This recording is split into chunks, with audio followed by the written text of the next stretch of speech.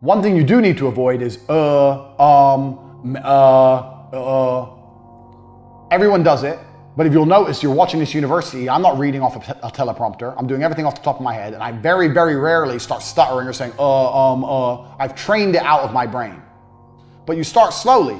You talk slowly, you breathe, you make sure you don't make any and then you get better at it, and then you can be as quick as me. Now I talk very, very fast without mistakes, without gaps. And will lose you a deal. Oh, so explain to me how the flux capacitor works. Okay, so you just lost it. You just lost the deal right there. And 99% of people will do exactly that. Even people who are good, even experienced people. Okay, so why? How does the flux capacitor work? I'm going to tell you exactly how the flux capacitor works. Here's how it works. Look at this. I just got the deal. You didn't. All I did was repeat his question. You're saying, so you have time to think. I'm repeating the question, so I have time to think. Tell me how the flux capacitor works. Okay, or tell me how the flux capacitor works. I'll tell you what I'm going to do. I'm going to tell you exactly how the flux capacitor works. All I did was repeat his question. It's not complicated. There's tips and tricks so you learn how to speak without sounding like a moron. If someone uhs and ahs in a presentation with me, I won't buy from them because I don't like that shit. I don't speak that way. Learn how to not speak that way. If you're watching this and you want to learn what I know about how to talk, get the body language course, it will teach you. I gave you one little trick there, but there's a bunch more. Next, everything will go wrong all the time. Everything will go wrong all the time. That's why you need to have a high stress tolerance. And that's also why you need rule number 1. Your best weapon against things going wrong is rule number 1, speed. Speed defies gravity. If you get water in a bucket and you spin it around really fast, the water doesn't come out the bucket. As soon as you slow down, it falls out. Speed is that powerful. You have to be able to work quickly. You need people around you who work quickly. You need teams which react to things quickly. Everything will go wrong all the time. The faster you can plug the hole and fix things, the faster you're going to be back online making money. So anticipate things going wrong. High stress tolerance. And speed is the remedy to all your issues. No matter what the issue is, no matter what the ailment, you need to do things quickly to get it fixed. Everyone I talk to is such a fucking winner that when I sit around, all I can do is accidentally win. Yeah. It's like, oh shit, bam, more money. Like all you can do is win when you're around winners. It's true. It's all you can do. So you have to be very, very selective, and you have to very, very carefully curate your reality. And that's why I created the War Room, because it's a global network, but you have to be global and you have to be online nowadays, because if you're a normal dude living a normal life, you're never going to meet winners in day-to-day life. Yeah. Because they're all slaves. Yeah. So you have to find that guy in Singapore who's a winner, those 2 guys in Dubai who's a winner, one in London. Like it's hard now. Yeah. It's getting harder and harder. But yeah, I don't tolerate negativity around me. Impacting men on every level. Show some love. Like and subscribe. Smiling is effective, but it's only effective if it's used selectively. People tell me, Tate, you never smile. That's not true. I do smile. I smile selectively. My smile has a value. If you guys are watching this, I'm trusting you've seen the people. How do you give your attention a value? By making it rare. Why is gold valuable? Because it's scarce. My smile has a value because I rarely smile. If you walk through life, 1, you look a fucking moron, 1, and 2, who gives a fuck if you're smiling or not? If I smile, my smile has value, has weight, has currency. I've had my girl, I've been with 6 years. She'll message me, I made you smile today. She's happy that she made me smile because it's hard to do. There's achievement in it. Oh my God, I made him smile. He woke up and I'd already cooked dinner, and he woke up and I'd cooked him breakfast, and I had coffee in his favorite mug, and I brought it to him and I told him I loved him, and he smiled a little bit. She got her reward, which is my smile. If she woke up and I was always, hey baby, hey, what the fuck, you don't give a fuck if I smile or not. I smile when it's deserved. And you're a fucking full-grown man. You should be walking through life smiling. You need to smile at people when something of merit happens. I'm not saying come across as a miserable fuck. I'm not saying that. I'm not saying sit there looking like you're gonna fucking kill yourself. You're not Eeyore.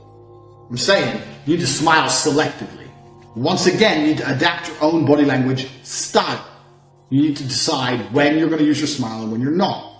You don't say trying to hold it in. I'm saying you've probably learned to smile instinctively. You're smiling at things that don't really make you smile, and you're smiling at things that you don't find funny to be polite. But let me tell you what smiling is. Smiling is a sign of submission. Look at apes, our closest relative. Apes smile to submit. When the alpha appears, the beta males, they show their teeth. They go, it's like, don't hurt me. This is natural. You can study this today. Google it, YouTube right now. They show their teeth in a sign of submission. That's what smiling is. If you're going through life and every person you meet, you're like, hey, hey, hey, hey, hey, hey, hey, hey. You're basically saying to the world, no one hurt me. Please, please, hey, I'm a nice guy. How are you? Fine. You? Yeah, good, yeah. Does Trump smile at every motherfucker he sees? No! It's Trump! Fucking, yeah, all right, okay, yeah. Fucking then someone who actually, like a real G turns up, someone who's done a fantastic job that week, he'll give him a little bit of a smile, go, smile, and they'll be like, why does Trump smile now? Because he doesn't walk through life looking like a fucking happy clown, and neither should you. Your smile is a selective tool. It must be rare, it must be used effectively. You smile at a girl, she needs to fucking deserve that shit. You smile at a guy, he needs to deserve that shit. You can walk through like fucking smiling. Life's not all about just being as happy as possible. This is the bullshit the media is trying to sell you. They're purporting this idea. If you're happy, smile, be nice. Everyone who's happy all the time, smiling all the time, nice all the time is a fucking loser. You know it and I know it. So you don't want to be that guy. You haven't got to be fucking smiling. Use your smile selectively. I use my smile selectively, especially in dates with girls. If I'm sitting there, it's a little bit frosty, whatever. I don't allow awkward silences because I'm too efficient for those things. I've got a PhD degree. But if we're talking and the talk's just very general, I'm very neutral. I'm like this. Oh yeah, blah, blah, blah, blah, blah, blah, blah. When she starts to flirt with me a little bit, or if she starts to be a little bit more open, or I know for sure then I might smile a little bit. I'll be like, bitch, you crazy. I'll smile. She'll say something and I'll smile before I answer. Say, oh, I didn't expect you to be like this. I thought you'd be more arrogant. I'd be like, why? I'll smile. But if she says that at the beginning, I didn't expect you to be this. I expect you to be more arrogant. I'd be like, why? I'm very different. I decide to smile when she's receptive to me. You're receptive to me, and you're going to fucking do what I want. You can have a smile in return. Smile is a weapon. Like your attention is a weapon. Like everything you have is a weapon. You're a walking bag of weapons. So most of you men don't understand. Your attention has a value. Your smile has a value. You replying to someone, it all has value. And you guys are just running through life throwing it away. Every single chick giving them attention for no reason, even though they don't messaging girls all the time, friend zoning yourself, smiling at everyone, just throwing your weapons away. Then how the fuck are you going to do something exclusive? How do you show me I've made you happy if you're already smiling at every dickhead you've ever met? It's stupid. Now you don't have to come across as a horrible person. I don't smile often at all. But let's say I'm in the store and I'm buying something and the guy goes, I say, yeah, this much. I'm like, thank you, thanks. I'll nod. If I'm walking past a security guard, he looks at me, I won't smile, I'll nod. A nod is you and I both know who the bad men in the room are. All the big men know the big men nod. All the big men know. If you're not a big man and you're watching this show, what's he talking about? If you're a big guy right now, you know. When big men walk in the club and there's another big man in the club, you instantly, human instinct, you catch eyes like, okay, he's the only person in this club who can match me physically. If there's going to be a fight, it's the only guy I have to worry about. And you always link eyes. And you always kind of do this thing. This like, yeah, all right, cool. We clocked each other. We decided we're cool. It's done. It's a big man. It's a thing. Big men know. But a nod is far more effective than a smile. You want to be polite, nod at somebody. Yeah, thank you. Cheers, thanks. Bye. Thanks. What the fuck you happy about? You just bought fucking skills. You happy over skills? Little bitch. You're full-grown man. Fucking smiling over skills. What's wrong with you? If I have to tell you to give a firm handshake, then I don't know what the fuck you're doing here, because you should know that already. If I have to tell you that fidgeting makes you appear bored, you should know that already. If you want to look bored, this is obvious shit. You know this one. If you're sitting with a girl and she crosses her legs, she's basically saying you're going nowhere. That's like an anti-rape fucking instant reaction. You know how to read these things. You know these things because you know how to read them instinctively. If you sit with a girl and she does this, and she does this, you know you ain't bad. You know it and I know it. All those pickup artist dudes, they teach what they call keynotes. Fucking gay shit. I hate pickup artists. I hate pickup artists because I know I'm the baddest, I'm the best. So it annoys me. There's all these guys, Red Pill, Mr. Lucario, Bad Boy the Dating Game, all these dudes, and every time I see the girls they're fucking, I'm like, what the fuck is this, bro? These guys are fucking girls I wouldn't even fuck. I wouldn't even touch their girls, and they're bragging about them like, yeah, I went out and I gamed this chick. She's a fucking 5. Your 9 is my 5. You call her a 9, she's a fucking 5. My girls look like fucking Playboy bunnies. My girls got 2 million followers on Insta. My girls have billionaire exes. My girls are actually hot. Your girls are basic. I hate pickup artists. Anyway, they're all fucking idiots. All of them. None of them are good with me. But they talk about this keynote thing where you need to do some touching on the girl. And I agree that I do that myself. That can help. I have two things I do. One is when I first meet, it depends. I don't really do the hug and kiss thing when I first meet a girl. I don't really do that unless I know her quite well. But once we're talking shit, one of the things I get to do is I say I'm a kickboxer. Like, oh, you're a kickboxer? I say, yeah, I'm going to teach you. I'm going to train you. I'm going to make you a little ninja because you're beautiful. No one's going to expect you to kill me.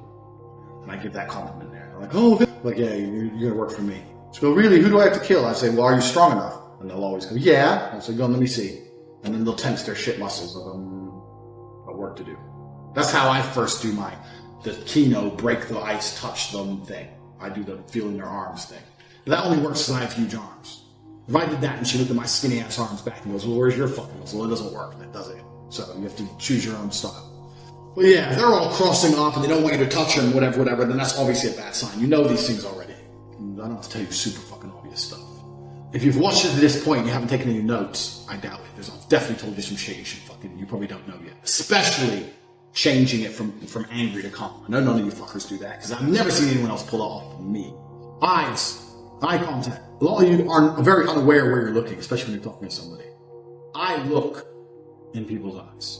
I do that very, very specifically. Not in a creepy way. I don't want none of you fuckers to take my videos. Sometimes I say things which are so nuanced, and I'm worried that people are going to be like, okay, Tate said this, so I have to do this. And you're going to go sit there with a girl and be like, hi. This is a fucking psycho. You have to keep things into perspective. Especially if you want to drive a point home. You look in someone's eyes. Like I said before, the biggest theme behind this spoken language course is the ability to change your language. It's the change of language that people perceive more than the language itself. So if I'm talking to a girl and I'm like, blah, blah, blah, it doesn't matter what I say, let me think of a sentence. It doesn't matter what I'm saying, but when I want to drive the point home, only then will I look in her eyes. Yeah, actually, I'm really glad I met you because you are beautiful. I'll say the beautiful part and look in her eyes. Before I say that, I'm looking away. And that's what makes it more effective. It's more effective because I've gone from looking away to looking at her. If I just looked at her and said, I'm glad I met you because I really think you're beautiful. It's not, for me, it's far more effective for me to say, yeah, well, I'm glad I met you because I really think you're beautiful. I'll look away and then I'll look at them when I say something I mean. And that change in body language is what they perceive, and that makes you far more convincing. You see where I'm coming from? Don't tell a girl she's beautiful, well, make sure you're not looking at her and then look her in the eyes directly as you say it like a fucking man. Eye contact. Eye contact needs to be used as punctuation. This is punctuation. Everything's punctuation, make them understand a point. That's how your eye contact should be used. I'm not saying you have to lock eyes with every motherfucker you meet, but it needs to be used as punctuation. Same with men. Blah, blah, blah, blah, blah, blah. Dude, get the fuck away from me. Get the fuck away from me. When I look in his eyes, it's when I mean it. When you're saying it, you're not looking in his eyes, you don't mean it. Say I look in his eyes, I mean it. And if you guys watch any of my other videos, you understand how important it is to never say something you don't mean. If you've not watched my video on Tate speech, it's completely free. Tricks on depression. It's about 25 minutes long. Watch that. And I talk about how important it is to say what you mean and mean what you say. Don't tell somebody you're going to knock them out and you're going to do it. Don't be one of those people who walk through the earth talking shit. Unless they look, bro, you go down my face. I'm going to knock you the fuck out. The first time I look in his eyes, I say I'm going to knock him out. You know, it's the first time I've looked at him. He knows I'm going to mean it. That's how eye contact should be used. Power poses is a thing. I had a lot of people send me lots of emails about this course asking me questions. So I got asked about power poses. They say, like, if you sit there and you do the Superman pose, you start to get more, you naturally release more testosterone, you start to feel stronger. I believe that's true. I do think that works. That is definitely a thing. You know, that's certainly a thing. Do I walk through life with the Superman pose? No. Should you? No. What the fuck? When you look in the mirror, you look in the mirror like, yeah, I'm the fucking man. Yeah, you need to do that. Of course. But that's more here than a power pose. So I'm only answering this thing now because I know some motherfuckers are going to come back and go, well, what about my power pose? If you want to walk through life doing this and it makes you feel a little bit stronger, go for it. How about you just get strong as fuck anyway and you ain't got to worry about walking around looking like a fucking superhero, like a dork. So that's that shit. I've told you a lot about being domineering and conquering. However, a lot of you guys will know one of the 48 rules of power is never to outshine the master. So a lot of you may have a boss and you can't act that way because it's going to piss your boss off too much if you're too overpowering. I managed to be overpowering in my sales meetings because I was such a fucking fantastic salesman. The boss wouldn't say shit to me because I made him so much fucking money. But if you're middle of the road or something, you can't come across that way. You're going to annoy people too much if you haven't got the results to back it up. So one of the key things you can do if you want to make people like you, two things you want to make people like you. One's a body language trick, one's not. One is, if you want to make people like you, ask them lots of questions. Because everyone loves to talk about themselves. If I'm meeting someone extremely important, which happens all the fucking time, from Trump Jr. to anyone else, and I think, okay, I need this person to like me. I don't sit there and try and impress them. I don't sit there and go, okay, Andrew Tate, son of a chess grandmaster, genius IQ, 4-time kickboxing world champion, I've got lots of girls, lots of pussy and money and a Lambo. They don't care. Nobody cares. I sit there and go, yeah, okay, it's really good to meet you. Yeah, I've always been interested in ask them things. Because if you ask people questions, then they have to talk, they have to answer them. And they have to answer them by talking about themselves. And everyone loves themselves. So if you sit there with someone and they only talk about themselves for an hour, they're going to love the conversation. Yeah, it was really good to talk to you because I got to brag for an hour. This is especially effective with women. Women love this shit. If you sit there and try and make a woman impress her, I'm this, I'm that, blah, blah, nah. Sit there and go, you're different than I expect. So what do? I'm a hairdresser. Hairdresser. Don't you get bored of like talking to people all the time? Well, no, actually, I don't mind because some of the people are really nice and some of the people are my best customers. Oh, really? Okay, yeah. Well, I don't even go to a hairdresser, as you can tell. I'm already beautiful. So how long have you been a hairdresser for? Oh, I've been a hairdresser for this long. I went to college and da-da-da. Add in little bits of your own dialogue. But basically, just ask them questions. I took one guy on pickup coaching. I don't normally do this, but I had one guy who paid me money to go out with him for a weekend and pick up girls. And he said to me, oh, I'm really nervous. I was like, bro, ask them questions. Say hello. Here's how you introduce yourself. Here's how you say hello. Ask them questions. And if you do that, you're 75% there. Because they're just going to talk about themselves. It doesn't matter what they reply. Who gives a fuck? You're a hairdresser. You're a nurse. You're a stripper. It's all the same shit. Who cares? Oh, really? That's interesting. Same answer to them all. Ask them. Let them talk shit about themselves. This is super effective to make people like you. Super effective. Because everyone loves talking about themselves. So keep that in mind. And then the body language trick is to really look like you're listening.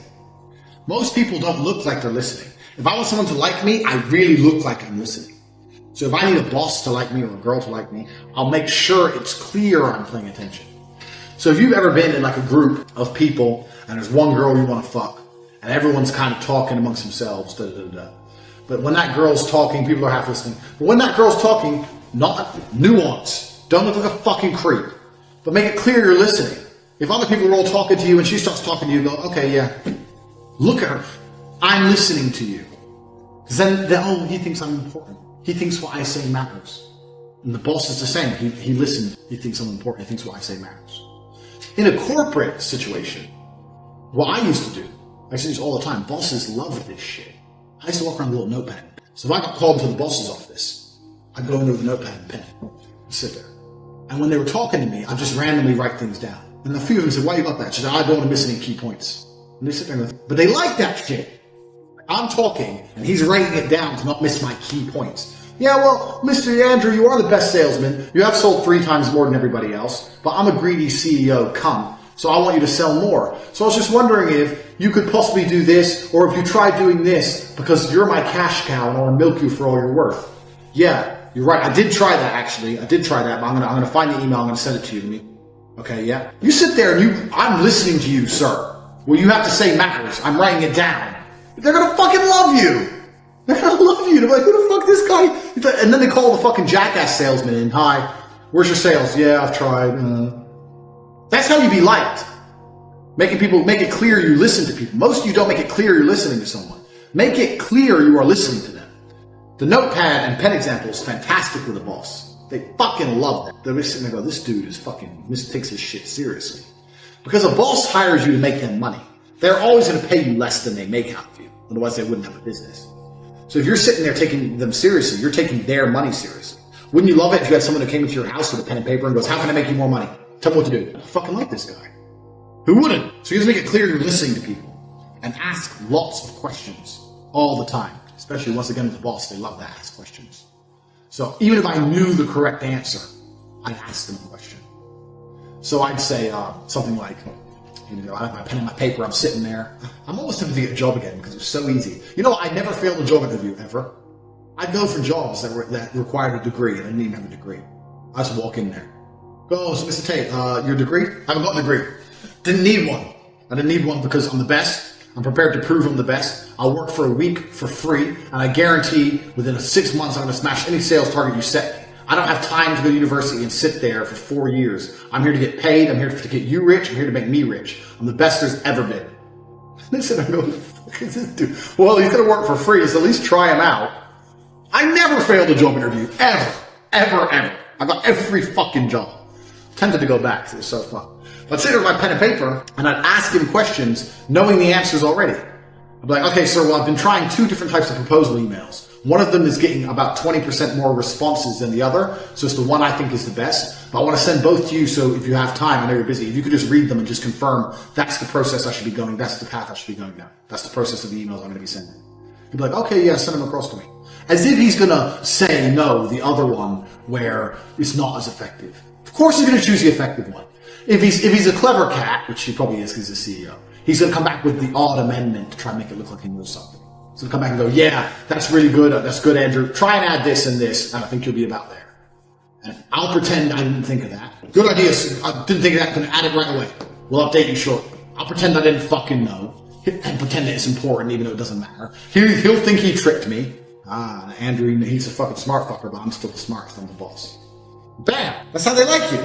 Then when you walk in there and go, excuse me, sir, I've been working really, really hard for you, and I do my very, very best for this company, this corporation. I respect you absolutely, but I'm unfortunately in a situation where I need to get paid more money. What's it going to be? That's what I used to do. I used to smash sales records, and then they were sitting there like, this Tate guy's going to make the company rich. I'd walk in there 3 months later and say, unfortunately, I'm in a situation where I need more money. Not, could you please consider, not no. Unfortunately, I'm in a situation where I need more money. And their answer would be, okay, well, we have a quarterly review coming up, and we need to make sure your sales stay on track. They try and delay it. I'd say, okay, I'll wait for the quarterly review, no problem. I'm very, very excited about smashing records. I'm no longer interested in sales targets. I'm interested in beating the company's sales records. I know they're already mine, but I'm going to beat them again. I'd say that. And the reason I say all that, knowing that the quarterly review is 2-3 weeks away, is because basically I've said, you better give me a pay rise in that review, or I'm leaving. And the CEO is sitting there and go, fuck this fucker. I can't let him go. He's the best we got. I have to put his money out. And when the quarterly review comes, say, oh yeah, hi sir, obviously I've been doing fantastic. Sometimes I had a couple of them try it. Unfortunately, we're not going to increase your pay at this time. I'd say, okay, no problem. I appreciate that. I just want to make it clear with you. I'm going to do my utmost. I'm going to continue doing my job effectively. I believe that we're going to do something. I'm going to do it properly. But I am in a position where I, unfortunately, do require more money. So I'm going to start looking for another term of employment. I'm going to leave then. Every time I got an email within 2 days, some fucking offer. Even if I didn't need the money, take the money. What the fuck? Even if it's only a little bit of money, who cares? Take it. Thanks. It's a principle thing. You're gonna fucking reward me, motherfucker. What I deserve. I got a company car that exact same way. Came and sat down and I said, excuse me, sir, unfortunately I'm in a position where I can no longer use my own personal vehicle. He said, we don't do company cars. I said, I understand that. And I know you're paying me 20 cents per mile. But the car I have is putting damage on the car. Also, my brother needs to use the car. I am a very good salesman. I intend to continue to sell effectively. I guarantee I will continue to break every single company record, but I can no longer do it in my vehicle. I need to be provided with a vehicle, or I can no longer work with this company. Boom! Give me a car. Most of you fuckers are afraid to say shit. Walk in there. Give me a car. What car? Literally, me and my brother were sitting in our apartment one day. He said, oh, I need the car tomorrow. I was like, I gotta go to a meeting. And I thought, oh, fuck this. They can give me a fucking car. Next day, had a car. We don't do company cars. Yeah, you do renting a fucking car because your number one salesman makes you all your money fucking said so. I guarantee you do that, don't you? Went down to Hertz and picked me up a fucking nice car. Of course you did. BMW's 3 Series. Thanks. Let's spill coffee all over the fucking seats. Ain't mine. I don't give a fuck. So you gotta be. Mean your shit. But with CEOs, sometimes you have to pretend you're listening, but pretend you're listening to people. They like that shit. Get your little notepad. Get your shit together. This can also work with women. Sometimes when one of my girlfriends, I say one of, because all you real G's know how us real G's live. They're like, oh, I've really got a problem. I need your time. They're complaining to me. I say, look, listen, I'm busy right now. But I'm going to come around later and I'm going to sort it out. If I say, okay, tell me what's the matter, and I have to say, no, I'm coming around later and sort it out. I turn up later. Okay, you have all my attention. What's the problem? Blah, blah, blah, blah, blah. Okay, all right. Okay, I'm going to do something about it. Yeah, but do what? Listen, I'm a fucking man. I know what to do. Just shh. Go. Then you do nothing, and then they forget about it because they're weird. Just giving someone your undivided attention in a short burst can be extremely effective. Extremely effective. Leaning forward implies you're paying attention. Keep that in mind. As opposed to leaning back, we've already discussed this already. I've got a long list of questions from you motherfuckers. Leaning forward implies you're paying attention. Someone goes, how do I make it clear that I'm paying attention to them? We'll make it clear you're listening to them. Just discussed all this, but also lean forward. You can lean forward sometimes. Yes, tell me. It matters so much. I don't actually recommend this for women, but it is something. Also, we're talking about women. There's a lot of body language with pictures of women that people talk about. Like, don't lean in towards the girl. But we just talked about leaning in. Because leaning in shows that you're listening, shows you're attentive. If every single picture is of you leaning into your girlfriend, then it shows that basically she's in charge because you listen to her, as opposed to her leaning into you. So it is a sign of submission. For the same reason it's a sign of listening, it's a sign of submission. So keep that in mind. If you want a picture of you and your girl, you want to put it on Instagram, whatever. It needs to be a picture of you. I'm the man. I am the oak tree.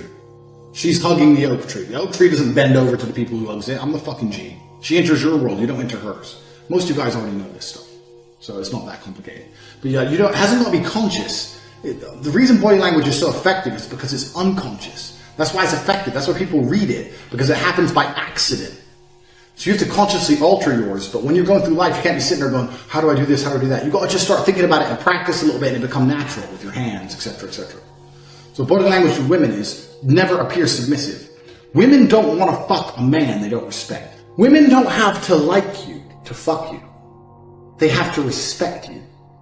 Do you know how many times I've retweeted, check my Twitter, I've retweeted a girl saying, I can't stand this Tate speech guy, but something about him, I have to follow him. Or on my YouTube video, I hate you, you're such a dickhead, I almost want to meet you. Or I retweeted a girl today, I almost want to slap, I kind of want to slap him, kind of want to fuck him.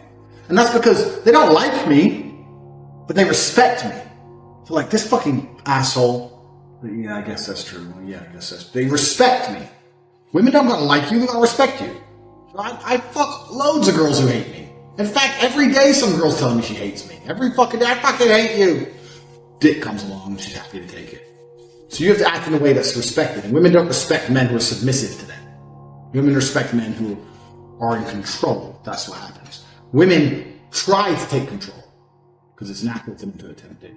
And if you let them succeed, they'll just become worse and worse, down a spiral of just becoming a bigger and bigger dickhead because they're waiting for you to take control back.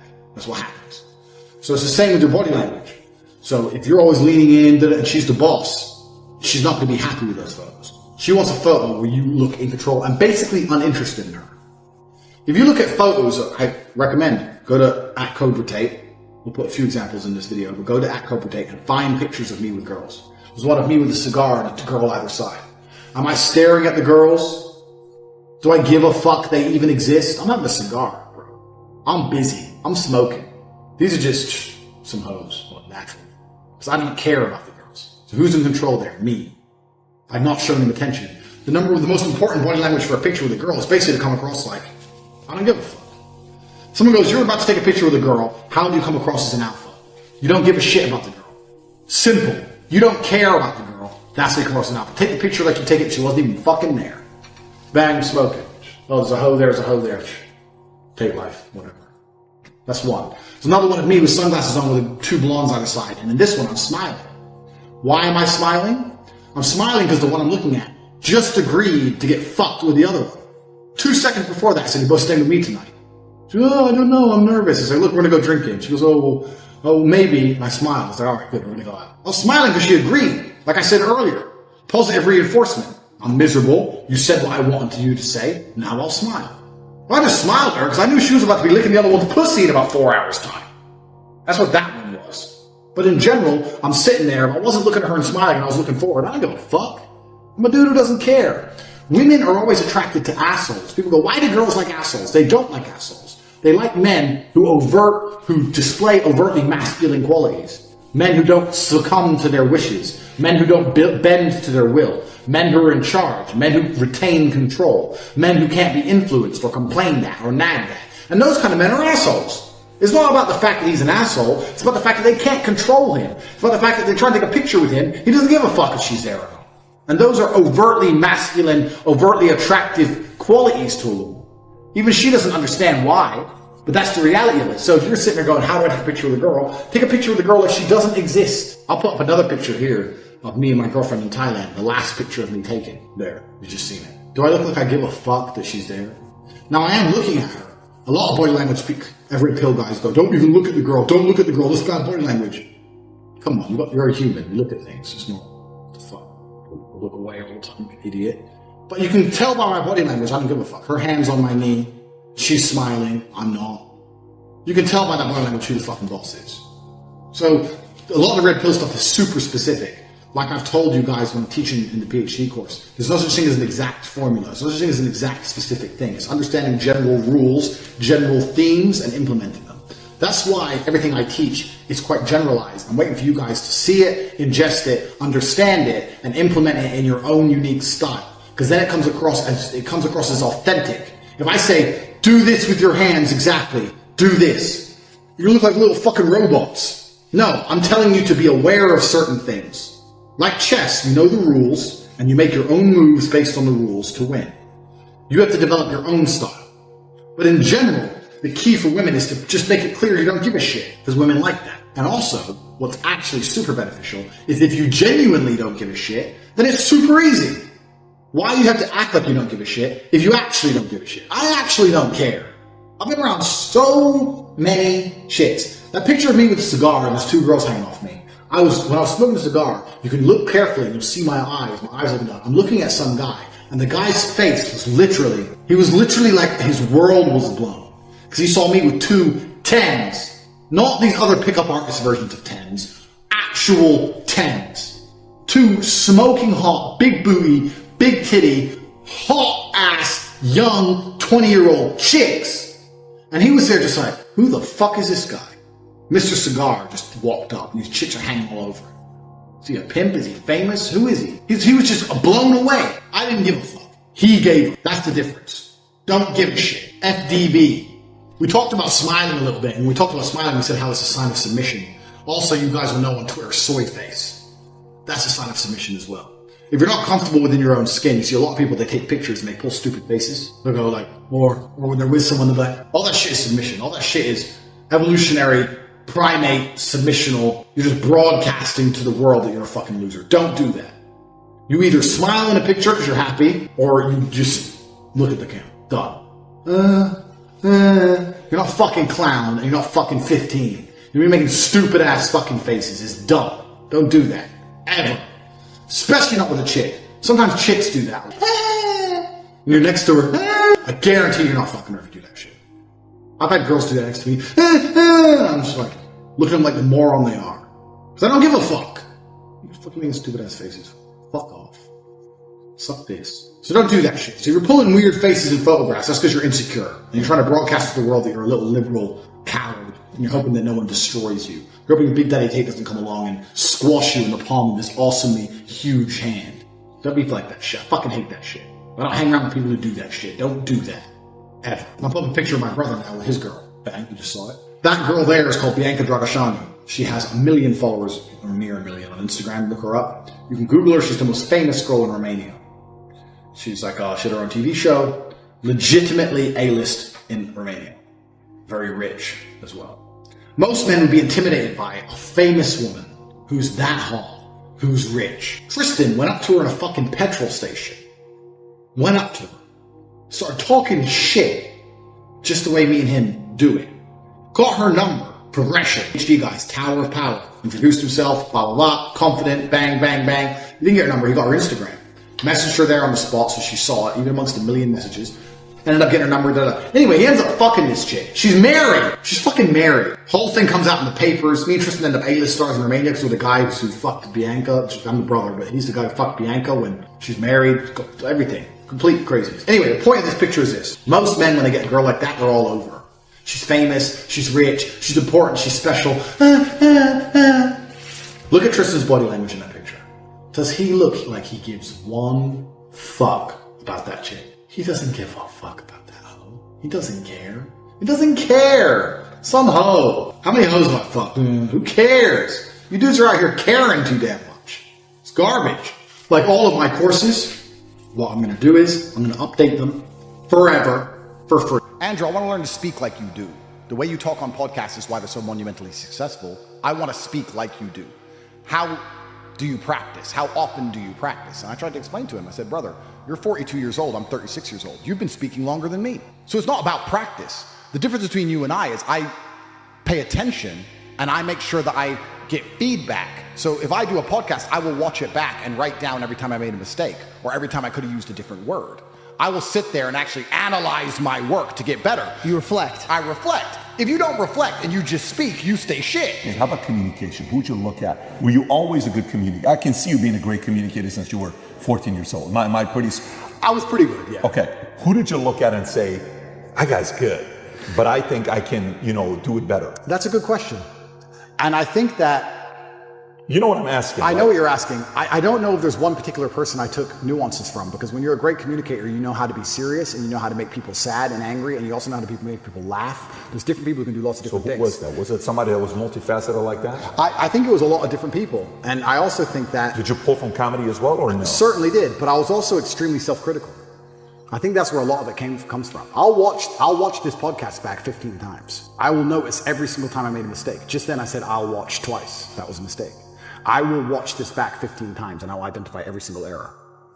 I have an email list and I sign up and I get words of the day. I get 5 or 6 new words a day, which I try my very best to memorize. It's harder than you think to memorize 5 words a day, but I always try to make sure I have the most interesting vernacular I can possibly have, a wide vocabulary, so I can be very specific with my points. The reason I actually did that, I keep talking about my dad, but I'm his son. I have the same name, Emory Andrew Tate III. He was Emory Andrew Tate II. My father was a linguist for the CIA. He spoke Russian and German and Spanish and English. And I think I've told this before. Back then, when they needed someone who spoke Russian, they would take a Native American and teach them Russian. Nowadays, we have a bunch of Russian-speaking allies. You can go to Estonia, Latvia, Lithuania. They're all NATO and just get a Russian speaker. Back then, they taught my dad Russian, and he held the Air Force record for the fastest assimilation of a foreign language. When he died, a guy sent me an email, sent me a message saying, you don't know who I am, but I worked with your father in the Air Force, and he had the fastest assimilation. He learned Russian in 2 weeks. Crazy. And I remember saying to my dad, will you teach me Russian? He said, boy, you don't even know English. I said, what do you mean? He goes, you don't even know English. And, and once he sat me down with a dictionary, I was like, you're right. I don't even know English. That's why I've lived in Romania 7 years. People say, why don't you speak Romanian? Because I don't know English yet. I had to finish the first job before I learned the second. I don't know English. There's a bunch of words I don't know. I can't speak how he spoke, so I don't have time for a second language. Yeah. Also, another thing I found really interesting, Putin speaks English. Have you ever heard him speak English? No. Because if you want to speak to Putin, you speak to him in his language. You speak to me in Russian. And I reply to you in Russian to you. I cannot be misunderstood or misconstrued. I don't make a fool of myself. You can't get me on some vernacular trick. I speak my language, and I also prefer that also. I speak English, that's what I speak. If you want to speak to me, you speak to me in my language, so I will win the debate always. Who'd you look up to outside of your dad? I look up to lots of people. I'm talking specifically younger age, not today. I'm talking 16, 20, 25, that age. Not today. It's a good question. Because I always believed in trying to take the best parts of individual people and then amalgamate them. And I know you want a name, and I can't think of one off the top of my head, but I would look at people who I didn't even respect, but they'd have one particular thing about them. I thought, that's good. It could be somebody I didn't even like, but he dressed well. I think you just have to be perspicacious and look at people, and there's something you can learn from absolutely everybody, and just try and adapt it all. I'm not saying everybody should be clones of me. For everyone's individual, right? But there might be some things about me they find inspiring that they may adapt and take on board, and then they'll find some things from other people. But learning to speak is something I understood from a very young age how important that would be. That's a superpower. Okay, so let me go back to the question I was asking, where I'm trying to go with this.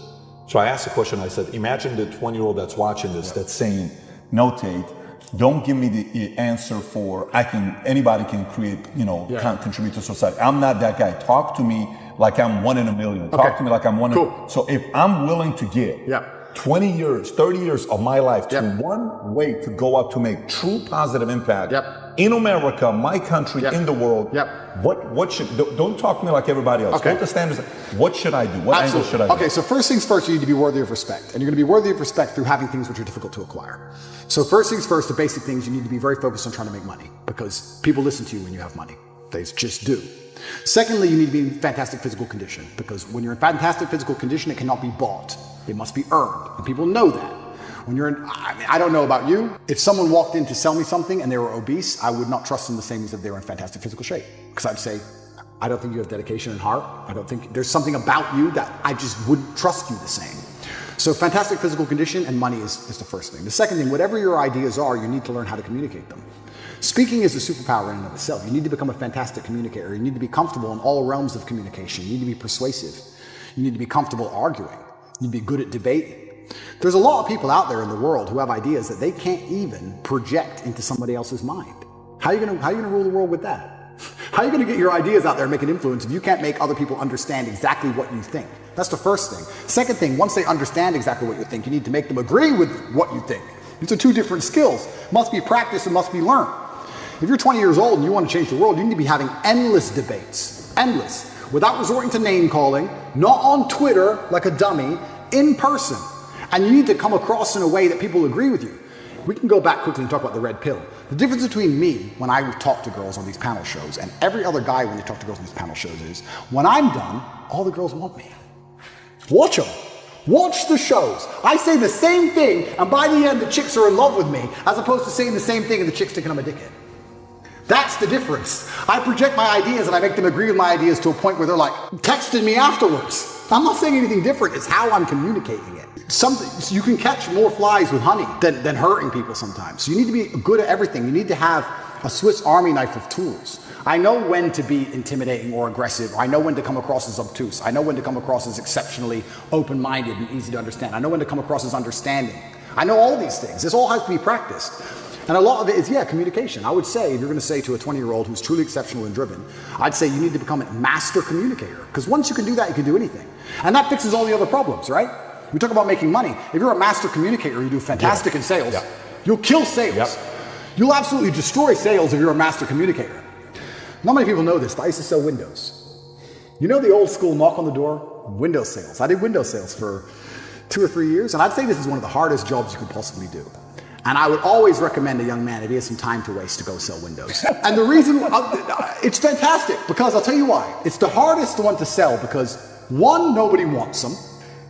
2, they don't know who you are.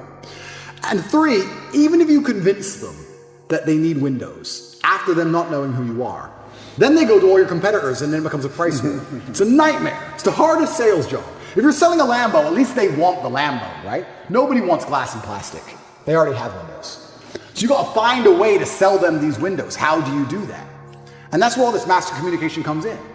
And it's so many subtle little things. Being a good salesman is not necessarily being a liar. It's not being a trickster. It's just understanding what's going to make the person believe and understand what you say. If I walked in and said, would you like new windows? And they essentially said, no, we don't need new windows. Our windows look fine. I would say, but what about the security aspect? While looking at their 3-year-old child. And they'd sit there and go, what do you mean security aspect? And then I talk about how we had the lock 5000 and their locks are easy to break, as if glass isn't glass, it's all the same anyway. And you'd end up selling the windows. You have to find the triggers in people. There's another thing people don't understand about me and my message. Sometimes I sit here and I say things that piss people off because that's how you trigger people to make action. I have often written emails or done videos, especially to men when I want to help men, to piss them off. You're a loser. You're a dumbass. Andrew, why do you mean? Because you're not going to go to the gym unless I tell you you're a fucking loser. And you are a loser, and I'm not lying to you. You are a loser. The emotional trigger you need to get up off that chair is the fact that you're not important, nobody cares who you are, any girl you're ever in love with I could take, and you're insignificant. And when you die, nobody's interested. That's your fault. You could have been something else. You did that. You failed. It has to be done. You have to be a master communicator. And sometimes that involves also insulting people. It's all a massive tapestry. But to answer your question, for the 20-year-old, he needs to become a master at communicating. But also to be a master at communicating, you also need experiences worth talking about. You have to live a life. You need a degree of wisdom. And wisdom doesn't always come with age. It comes with life lived. I had a guy message me. This is a long time ago when I used to reply to my own emails. Too big now. But he said, I don't have any stories. My life's boring. I said, bro, where do you live? He said, Madrid. I said, bro, ride the train from Madrid to St. Petersburg. Ride the train from Madrid to Vladivostok. Do the Trans-Siberian Railway. Cost you like $300. He goes, oh, but what if I get robbed? Exactly! That's exactly the point! What if you get robbed? Now you have a story. Maybe you'll die, maybe you won't. But you have a story. Don't bring your watch. Have you got a Rolex? No. No one wants to rob you anyway. Don't worry about it. You're a brokey. Get on the train. There has to be that degree of risk to even have a story, because when you have a story, then you can communicate the story. You can't be an empty vessel either. So when you say you're telling me how I build this 20-year-old into a super soldier, yeah, he has to be a master communicator, but he also has to do things which are risky. Risk has value intrinsically linked to it, intrinsically. This is why people, when you do risky things, people want to hear the story. Your coolest stories involve risk. Something went wrong, this could have happened, I almost this, I made it out. Without these risks, you haven't got it. So I would say to the 20-year-old, do what I did. Get in the cage. Get in the ring. Knock someone out, get knocked out, train hard. Fighting will teach you everything you need to know about life. You'll learn everything about who you truly are. You'll learn if you're a coward or not. You'll learn everything about perseverance and hard work and dedication, everything about being underappreciated. You learn everything about fear. You learn all of it. You learn everything about people. You win a fight, check your phone. Lose a fight, check your phone. You learn all about people. You learn all about them. You learn all about women. I learned so much about women through fighting. When I had a fight coming up and I was weight drained and I had barely eaten in weeks and I'd lost all this weight and I had a world title fight and I'm fighting a guy who might kill me and she's complaining about the toilet seat. I learned all about women. You learn a lot about life through these difficult processes and paths. And there used to be for men like a rite of passage. In most societies, you had to go through something to become a man, from a boy to a man. But that thing was always difficult. It's always been difficult. Now you have to self-induce it, self-inflict it. But if you're going to be a boy and never bring on that self-inflicted rite of passage, how are you going to ever become a man? It's great feedback. I think it's probably the least discussed superpower on earth is being able to speak well. Yeah. Nobody talks about it. People talk about being strong. Great. People talk about being rich. Okay, fantastic. But being able to speak correctly and properly and very well is a completely under-discussed superpower. It's the reason I refuse to learn another language. I've lived in Romania for 7 years. I know 3 words. And people say, why didn't you learn Romanian? I say, because I don't know English yet. When I know every single word in English, I'll learn Romanian because English makes me money. I don't need to learn Romanian. It doesn't make me any money. Genuine question. Have you ever been media trained? Never. Never? Never. So the way you speak, the way you articulate yourself, just literally... Practice. Like that. But it's not, in fact, correction. It's not practice. It's feedback. A lot of people practice things all the time and stay terrible. I had a guy say to me, in the war room, we actually do this training. I train the guys in the war room how to speak better. And that's one of the best things you can learn in life. And that's one of the reasons the war room is so valuable, because at the war room events, we do specific training for this particular task. And the guy was saying about how his business has improved, how much more money he makes, and how much better he is with girls, and et cetera, et cetera. And I was saying, yeah, okay, fine. But the reason I speak so well is not because I'm practiced, because this man was older than me. It's like, you've been speaking longer than I have. Yeah. It's not practice, it's feedback. If you don't analyze what you've done, then you're not going to identify your mistakes and where you can improve. I will watch this podcast back 10 times and I will realize all the times I stuttered, or all the times I had to repeat myself, or all the times I didn't use a word I was supposed to use. And that's why next time I do a podcast, it'll be better than even before. And that's also a lesson you can take and apply towards life. You can apply the feedback aspect towards life. Practice alone will not improve you. Practice is going to build habits. In fact, from fighting, I know this very well. If you allow a student to come and learn bad habits at the beginning, it's very hard to get out of them. This is why most people, when they talk on podcasts, are saying, I can't even listen to that shit. I'm like, you don't even speak English?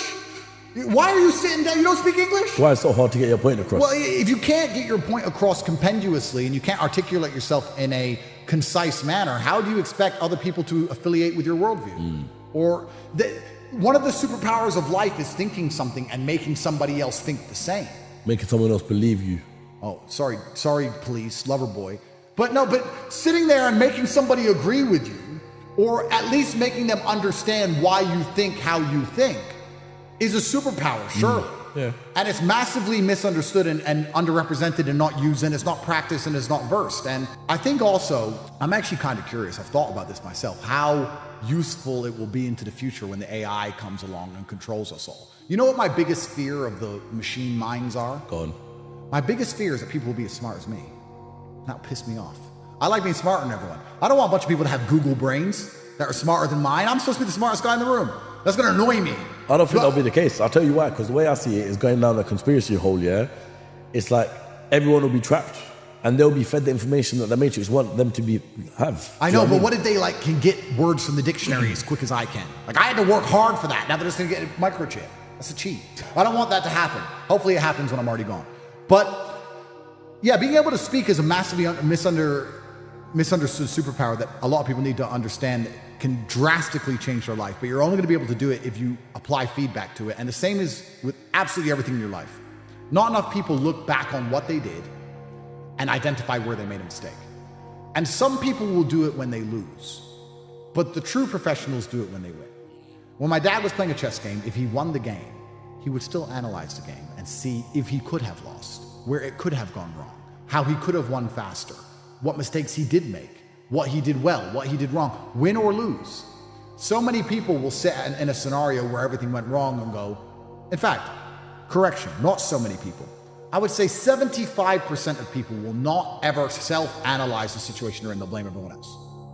I do find it amazing that a lot of people can't speak well. I find that truly amazing. If you don't have the ability to project your thoughts to other people, I don't know how you're going to be successful in life. The reason I refuse to learn another language is because I haven't learned English yet. There's words I don't know. And English is the most profitable language for me to know. So I'm going to learn English. If I want to spend time learning a language, I'll read the English dictionary. I'm not going to learn another language and start stuttering like a dummy. But there are people who've been speaking English their entire life and they can't even speak it. It's actually a pet peeve of mine. You know when you said earlier about being rich allows you to say no? I'm going to be very honest. I am the worst person to pitch to. I get people trying to pitch me for business and I'm the worst. Because if you're a vegan, no. If you turn up in a Prius or a Tesla, no. No. I'm nothing against Tesla. Don't ban me, Elon. But if somebody cannot project their ideas to me succinctly, I instantly just dislike them. Because maybe I have ADHD. Maybe I'm too busy. I don't know what it is. But I don't have time for your ums and ahs. I don't have time for it. So if I'm sitting in a meeting and somebody goes, we're going to start with, and this is how people speak. You're a full-grown man and you can't finish a sentence without saying or ah in the only language you know. You've been speaking it for 40 years. It bothers me. It's a pet peeve of mine. It irks me. Occasionally we make mistakes, fine, whatever. But if you actually listened to most people speak, that's how most people communicate with the world. You wonder why you can't convince a girl to sleep with you? So, dummy! You're a dummy! No wonder you can't make any money! You're an idiot! This is people. They're in and on their way through life. It bothers me. When people come to pitch me, if they say or ah too much in the first sentence, it's over. I'm like, sorry, sir. When you learn to talk English, when you learn to speak, I might give you another chance. Goodbye. So you're right. The ability to project the thoughts inside of your mind in a way that other people can digest and is also entertaining is massively a superpower. How do you develop that superpower? It's not through practice. People think it's practice. Practice doesn't make perfect. The person who ums and ahs at 48 has been practicing his whole life. He's practiced just fine. He's great at that. He's great. Feedback is what's important. You have to analyze. I'll give you an example. When I was playing chess as a kid, I would play chess for 2 hours a day training under my father. 1 hour would be play, 1 hour would be going back through the games and analyzing the games. I always enjoyed playing, but I hated analyzing. But it was the analysis that made me better. And I can prove that now because when I was 8 or 9, I think my rating was around 1500. Now, I've been playing Blitz. I play 3-minute chess online for 20 years, ever since I was a child. And my rating is 1700. I've gotten no better in 20 years because I don't watch my games back. I don't analyze them. I don't look where I made mistakes. I just play. That's the problem. So when people speak, they just speak. They don't watch themselves back. I'm going to watch this podcast 10 times. I'm going to identify every single time I stuttered or made a mistake or didn't use the word I should have used. And then people are going to ask me, how do I speak the way I speak? Why do my podcasts get the most views? Because I'm a professional. If I'm going to do something, I'm going to do it properly. That's why. Most people will do a podcast and they'll just sit there and they'll just talk shit and then they'll finish it and they'll go on with their brokey day and be a brokey. But it's very interesting what you said about speech because that also ties back to my current predicament. This is the first time in my adult life I can't use my superpower because my superpower is talking. If you were to put me in front of someone and give me an hour to convince them that I could rip out their throat with my little finger, I guarantee by the end they'd be afraid. We both know I probably couldn't, but by the end, part of them would think, he's confident. I can't talk in court because I don't speak Romanian. It's very weird for me. I became acutely aware of my superpower because I'm going through this process and my lawyer's talking blah, blah. And I'm like, why am I so frustrated with all of this? And one day it dawned on me, I don't get to talk. When I get to talk, this is how much of a superpower speaking is. When I get to talk, it's fine. I could have talked the ocean out of freezing me to death on the Titanic. I could have literally said, listen, bro, my unmatched perspicacity, blah, I could have ran my mouth and I would have, it would have warmed up for me. I'm that guy. I can't talk now. So it's very frustrating. So it's interesting you say how it's a superpower. It certainly is because I've even realized it in this current predicament I'm in, how important it is to be able to speak. And the fact there are people going through the world today who want to be successful and want to have all these amazing things, and they only speak English, and they communicate in English, and they try and get other people to understand their ideas in English, and they can't speak English. Born to lose. Born to lose. How do they say you get perfect? Practice. But that's a lie. And you know why it's a lie? Because everyone says I'm an amazing speaker, but we've all been speaking our whole lives. Most of you have been speaking, a lot of you have been speaking longer than me. So why am I better? What's the difference? You watch yourself. You just study. I watch myself. Feedback. Study. If you don't study, you won't get better. I'll give you an example. I'm shit at chess, compared to my dad. I hover between 1600 ELO when I'm really mad, like an idiot, and 1800 ELO in blitz. I play 3-minute blitz games. I've been between 1600 and 1800 ELO for about 8 years, even though I play chess for about half an hour a day. I never get better. Why? Because I never analyze the games. When my dad would train me, we'd sit down and do the boring analysis. Why? What could you have done? It's the analyze, it's the feedback that makes you better. Why, as a fighter, if you just spar every day, will you never be good? Because you don't train. It's feedback that makes you good at things, not practice. You have to practice, then feedback, always. And communication is one of the most important things because it's something you do every single day, all of the time. If you're going to get good at one thing, you may as well get good at the thing you do most often. And you're all talking all the time. So you may as well get good at it. So you have to analyze yourself. That's the reason I said this and ah thing. To make it difficult for you, I understand it's nervous. I understand you're up here and you're talking in front of people and it's nerve-wracking. But you should be going through your life in general, catching yourself doing it and not allowing yourself to do it. Because that feedback, it won't take long. It'll take 3 months until you find a way to just stop saying it. And it's so unique that you don't realize how many people you're speaking to who do it until you stop. It's like saying, have you ever seen a red car and you drive down the road and every car's red? When I sit and listen to somebody, I'm literally listening to them thinking, fuck you know, you've been speaking your whole life. You're a dummy, right? Because I don't do it anymore. So it's a pet peeve of mine almost. But you have to self-analyze yourself all of the time. Don't allow yourself to get away with it when you're not in this environment. It sounds like a small thing, but I'm telling you, when you can compendiously, concisely explain your point of view, when you can do what I do, which is machine gun 5 points at once, especially in a debate, it's very hard to argue against me. If you give me a minute, I've made 5 points and linked it into 2 older points, and I've hinted at a future point. And now you have to counter that. And you're like, you're a misogynist. You can't argue with me. That's why the BBC got wrecked. So you have to be very good. If I was saying on my BBC interview, it would have been over. I could have said the same things with a couple ums and ahs, it would have been over. I'm the worst man in the world. So it's battle, it's war. So I want you to all become very, very good with your speech. Because it's an easy thing. It's not difficult. It's not fighting. You're not getting hit. Stop saying stop saying ah. How do you structure it? You need a pause to think. So what I will do is I will either literally take a pause and stop. And a lot of that is body language to allow yourself to be given the time to do that. Or the second thing I'll do if I make a mistake is I'll repeat myself. So I'll say something like, there's an example. So I'll say. That sounds better than going, so I'll say, and I know English isn't always your first language. I know for some of you people, I'm not as hard because English isn't your first language. I completely get that. It's also the reason I refuse to speak another language because I speak English so well that I don't want to degrade. If you want to speak to me, you speak to me in my language. It's my battlefield. I win. But English is the language of the world, so you may as well get very, very good at it. And it will translate to all of your personal relationships. Your arguments will become shorter. You'll make more money. Everything is from communication. That's why I have a stick, and that's why I have a pet peeve for ums and ahs. Because it's the easiest way to just improve your overall status. Because you also come across extremely confident when you don't use and ah. You look like you know exactly what you're talking about when you don't use and ah. If I say what's 2 plus 2 and you go 4, you look dumb. If I say what's 2 plus 2 and you go 4, you look smart. The makes you look like an idiot. So it's a pet peeve of mine. I just said it's twice. I just did it. So I'm self-analyzing myself all the time to make sure I don't do that.